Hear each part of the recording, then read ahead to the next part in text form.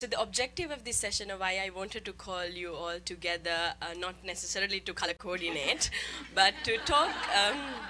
But to talk a little bit about your experience as women leaders, because ASGs, USGs, when I grew up, I didn't have a lot of people to look up into as role models, and I really had to sort of imagine myself what would it mean for me to be in a leadership position. So I thought maybe if we share some of our stories, it might inspire other young kick down those doors and break those glass ceilings and really inspire them to keep that extra step forward. So without taking much time, I'll start with DSG. DSG, why do you think, I'm going to be very blunt, why do you think gender equality in the workplace is important? I mean, first of all, I think the words that we use sometimes, the words that we use sometimes mask really what we mean. And I think it's really very basically, as bluntly as you put it, is everyone's right to equal participation as human beings, so men and women together. And gender equality, I think over the years we've made the argument for why it's important to us as a right, why it's important to the family, to society, and to the whole. And so I think that it just shouldn't be a question anymore. It really just should be something that we should all be looking to achieve, and when we see it's not there, we move to get it there. And here I think, you know, the SG coming in started that right at the very beginning of his tenure, to say that this is something that is part of what he believes in, and he's going to walk the talk. So that's what we're trying to do. But gender equality, it's one of the most important goals. It's more than goal 5. It's actually what I say is a docking station for all other 16 goals. So no matter what you do with achieving the targets of gender equality, you see it in every single one of those goals. It really does pull them all together. Of course. Thank you, DSG. And Jan, it's you who is the doer. SG comes in and says, I want to have gender parity in the organization. But it's really you who translates that into action in our day-to-day practices. So when we talk about the context on UN reforms, the management reforms, and also about specific challenges that young women especially face in the organization, how do you sort of try to mainstream all that into this reforms package? Well, I think the most important first thing is to have the vision. If you haven't got the vision, you're not going to get there. So luckily, we have a Secretary General, a Deputy Secretary General, senior management with the vision, and that's the key thing. Next thing, we need to translate that, as you said, into policy framework that will make a difference. And I think for that, we need a number of things. One of them is data, because we have a lot of anecdotes, but anecdotes are not enough. We need to have data, so a big part of our management reform is really knowing what the situation is.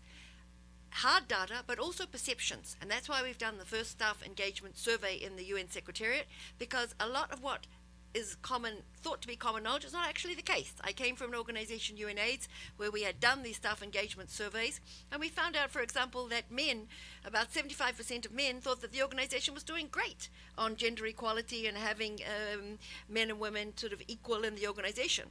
But a much, much lower percentage, less than 50% of women, thought that was the case. And they were right when we actually looked at the hard numbers. So data is very important and a key part of the reform. And we have, for the first time, an enterprise resource planning tool, Umoja, which is going to help us with that. Another very important thing is to have a policy framework that enables people. So now we have a divide, for example, between our general service and our professionals. You've got to have an exam to move from one to the other. We want to have an open playing field that everybody who has the qualifications and experience needed for positions, they can apply and be selected on merit. That kind of policy. We also need an enabling environment that people feel that this is a place that they want to work. There are a lot of things we need to do about that. Work-life balance is one, but another one is the whole issue of harassment, and particularly sexual harassment. And I think you know the Secretary General very, very strong on that. And then maybe the last thing I would say is that we do need, of course, kind of targeted programs in the area of mentoring and leadership development that are particularly for women. We need them for everyone, but also from my previous experience, I found that if we have programs that are particularly targeted to young women, they do make a difference. Thank you very much, Anne. So, Ursula, when we usually talk about workplace or gender equality at the workplace, I think we tend to imagine rooms like this, AC rooms with offices and computers. But most of the people that work with you actually work in the field, in humanitarian emergencies, in grave conflict-affected situations, in disasters. So, how is it for the life of a young woman who is a humanitarian field worker? What are her challenges, and what can we as the UN do to make sure that it is a safe space for her to do her job? Thank you so much. Great to be with you here this afternoon. And I entirely believe that gender equality is a necessity to find innovative, creative solutions for the challenges of our globe. And being a humanitarian at heart, my choice was to be a diplomat in my first life. But I also had opportunities, and for women being in humanitarian assistance in the field, OCHA has 30 field offices in places like Somalia, Syria, Yemen, Mali, in really difficult contexts. And when you are young, and I was sent, when I was 23 years old, I was sent to Tanzania. I was intellectually curious, but culturally ignorant. I was a white woman from Europe going to Africa. So this is the situation our young people also face when they are going to the field with the Office of the Coordination of Humanitarian Assistance or with other UN humanitarian agencies. So there's a challenge with the security situation. There's this cultural challenge. If you are a woman in a leadership position, you want to be respected and taken as a professional. So, and you can be also very lonely. So these are the challenges of our young women in humanitarian action in the field. Thank you, sir. And DSG, I know you have to leave, so I'm going to ask this question from you. This is a question that I've been having for the longest time. So there is this whole conversation about, can women have it all? Right? Can a woman have a successful family life and also have a successful career at the same time? And there are different arguments about it. I know that you have children, you also have grandchildren, so I'm sure you are in a better position to tell us, young women who are maybe waiting to get married or waiting to have children, if women can have it all. You can give it a good try. I don't know how many of you listened to the YouTube on the Pepsi Cola lady who said absolutely not. I don't think that you can have it, as we want gender equality, those two things perfectly balanced. One will give. And I think that if you're really looking for a job that you are fulfilled and you're not looking for that leadership position, you can probably make it. I think that for the vast number of women, you can get that balance. Once you're talking about being in a position of leadership, something's got to give. And you need as much support as you make your way there, particularly from your spouse and your children and your family to help you make it, because you do have to take time out from that side. It's just not possible. Most men in leadership have a wife and they've got their home taken care of, everything's taken care of. We have to do that as well. So I think home gives. But I think that you can do it in creative ways where those in the home appreciate it and don't feel that they lost out because of it, they gained. Certainly in my home, as I came for this job, one of the things we do is sit down and have a family discussion, and I ask for a visa to be away for a few years. And that really helps because I don't have the pressure of feeling like I'm letting them down. They're actually looking to find ways to support me being where I am. So I think it's never a black and white question. It is one about how you make that work, appreciating the role that you have to take, which is not necessarily for you. What all of us do here is serving humanity. And I think that, family take great pride in that, friends take great pride in it, and finding that space to ask, okay, I need that. I mean, I thought about it the other day after watching that YouTube video. What did I most regret in my career that I feel like I let down my family? And I've got 6 children. And I think what they missed, and I feel that they could have had more impact positively in their life if I hadn't done it. I never had time to read to my children. It really was something that I think I messed up on that big time, because they don't read as much as they should do. And I think that whole culture of reading to your child, whether it's a bedtime story, taking time out to really go through homework with them, it was always that support in the family that helped me to do that. I mean, one of the things I do is that my children are very close to me, but that's because when I got home, I was so exhausted, I didn't read to them, but I allowed them to play with my hair and fall asleep on me, and so there was a connection. But one of the more concrete things that I think, yeah, this scared, and it's something that I regret, and hopefully they'll forgive me for it. Thank you very much, DSG. Ursula, if I can come back to you, you mentioned that there were a few experiences where you went to the field and faced some challenges. But can you share with us maybe a story where you were specifically challenged because you were a woman? Yes. When I was sent to Afghanistan in 2001 to open up the German embassy to prepare for troops, peacekeeping force to come to Afghanistan, I must say I was not only challenged, I was inspired by the Afghan women who had endured times of civil war. They had coping mechanisms, and they had great spirits. So this was really not a challenge, it was an inspiration by the local people. And I think this is also something we can draw upon when we are in difficult field situations. And I would also like to mention something: you need to seek help. You need to reach out to people who think can support you. For instance, I had a great opportunity of having mentorship that developed my negotiation skills. Or I was serving under a female ambassador who really taught me how to think out of the box. So I thought this is what helps you, what inspires you. And what's also important is, and it's not that you plan a career. You have to be open for the opportunities. Of course, you have to work hard, but hard work doesn't get women to the top. It is also using the opportunities and being ready, being confident. Just have the courage then to go for it. Thank you. I'm going to interrupt you because, you know, we're allowed to misbehave as well, right? Yes, she said that she should misbehave as a youth envoy. I think just to remind people to take profit of the journey. Because that's exactly what it is. It's just when Ursula said that, you know, did I have a career path? Did I want to get to this position? I don't remember ever wanting to get to this position. But the journey itself, that every step of the way you put in your very best to bring results out, to make a difference in people's lives, if you do that, the next step is there waiting. You don't have to look for it. Someone will look for you. And I think that journey is really important. And take all the assets of your relationships with you, because it comes full circle. You will get to a position where you will look back 10 years and you'd have met someone that you will pull into your life to use at that time. So the journey, leave any space that you have, any step in your life well, because there'll be a lot of times when you take your leave, you know, just take the opportunity to apologize to all those that you made their life miserable while you were there. Or to thank people for making your life really fulfilled and helping while you did it. You just never know when you're going to come back. So journey, journey, journey. Thank you, DSG.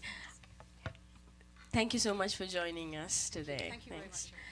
Jan, I'll come back to you because Ursula also touched upon the importance of mentorship and serving under other women. So how do you see in an institutional setting that women leaders can help or can support, can empower younger women in our organization? What are the different methods that we can think of? Well, I think first of all, the fact that we don't have, or we haven't had up until now, sufficient women in senior positions. It doesn't matter what industry you look at, including our own diplomacy, where both Ursula and I started in our diplomatic services. The fact that we didn't have too many women role models was, I think, a negative factor. The more that you do have women role models, the better it is. If you look even just within our UN system, those organizations that have had powerful women leaders over time, and I look, for example, at UNFPA, that have had some powerful women leaders, some powerful men too, but powerful women, that has made a difference in terms of the number of women in senior positions. So I think it's really important that when women get to positions of responsibility, that they support other women, powerful women. I think that has made a difference in terms of the number of women in senior positions. So I think wherever you sit, try to support other women, because wherever you are, it doesn't matter how junior you might be at a certain point in time, there's someone else who is in a difficult moment at that time, and the more you have solidarity, the better.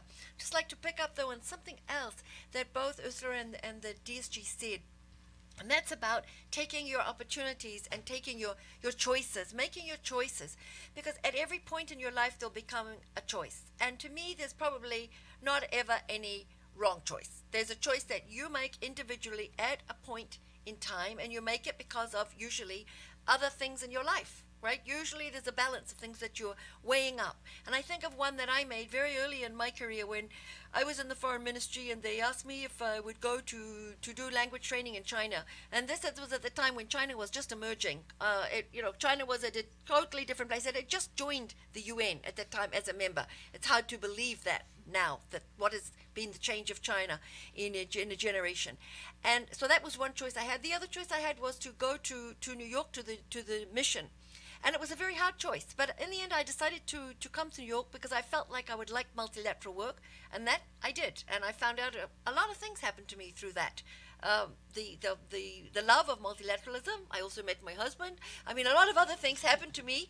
I met people then when I was very, very young who later on have become the president of their country or have become a leader in a non-governmental organization or who have done, different types of things in the private sector. So those networks you make are really important. And that's the last point I'd say. What the DSG said is never leave a place in a bad way. Even if you are somewhere where things are not going so well and you think, I'm going to get out of here. And you're probably right. If your gut tells you it's not right, it's probably right. But try to do it in the best possible way because you never know. And it's really amazing how the circles come around. You never know. The DSG's job, when she was growing up, and until very recently, it didn't exist. Ursula's job, it didn't exist. My job existed, but it was very different. So none of us probably thought a few years ago we would be sitting here. I would say finally, I come from New Zealand. We have just got, some of you might have read about it, just very recently, a 37-year-old woman has become our Prime Minister. She became the leader of her party 7 weeks before the election, most unexpectedly. She didn't expect it at all. She'd only become the deputy leader of the party earlier that same year. She became the leader. She fought an election against a governing party that was expected to win quite easily, and she became the Prime Minister. Now, she is pregnant. Amazing, right? She's pregnant. She is only the second serving leader who will give birth during the other one being Benazir Bhutto, which shows you we've still got amazing, but we're getting there. Of course, yes. When you were talking, I remembered, Jan, something that a young person told me when I was in Colombia. I was meeting a group of young women, and one of these young girls told me that they once went to Silicon Valley and they went to one of the biggest tech companies in the world. They went to meet their first female vice president of this certain company. And the young lady told me when they went into that room, what they expected was that this vice president would share her story, share her challenges, and inspire the other young women to take a career in technology, in IT. But she said the vice president ended up talking about the company. And she said it wasn't the first time, that it has happened to her many times when she looks up to some of the women in leadership for inspiration. We are very bad at telling our stories. I think we take some kind of guilt to tell our story and not to put ourselves first. But I just want to hear from you, what do you think about it? Is it important to tell our journey, our story to other young women? Absolutely, and because we all can make a difference. We need to work hard, and I also encourage you to learn languages. You can make a choice. You can say, I stay in my country, in my comfort zone, or I want to work in international context and explore different cultures, meet interesting people. If I look back to my career, I met incredible people that inspired and enriched my life. And I also want to spend a moment on role models. I never thought I would be a role model until someone said, you're a role model. It is, you learn from a person's values, they stand for, the character, the approach to life, if you believe in yourself, never give up. Take the opportunities, and if the going gets tough, the tough get going. And I really am so grateful for all the opportunities I was given. And you know, it also takes someone to tell you, go for it. I had two opportunities, and when I ended up in a job, I would not have thought of being in this job or applying for this job. It was someone else who said, you would be great at this. So I really hope we can inspire and encourage each other. It needs courage to tell yourself, well, yeah, I have a lot of talents and maybe I need to improve here or there, but really have the confidence and go for it. And it helps if others encourage you to do so.